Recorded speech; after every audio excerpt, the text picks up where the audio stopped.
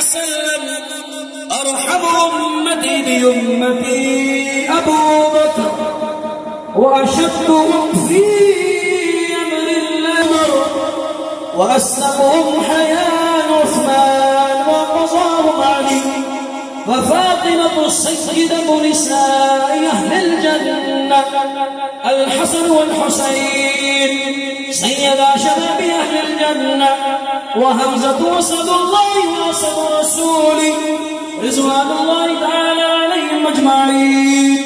اللهم اغفر للعباس وولده مغفرة ظاهرة وباطنة لا تغادر ذنبا.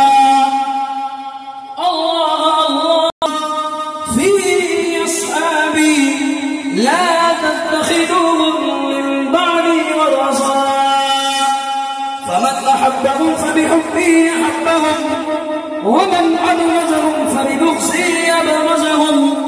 قال النبي صلى الله عليه وسلم لا تمس النار مسلما من رآني أو رأى من رآني أو كما قال عليه الصلاة والسلام. تعالوا عباد رحمكم الله إن الله يأمر بالعدل والإحسان وإيتاء ذي القربى وينهى عن الفحشاء والمنكر والبغي يعظكم لعلكم تذكرون. فاذكروني أذكركم واشكروا لي ولا تكفرون. تمام حضرات صف درست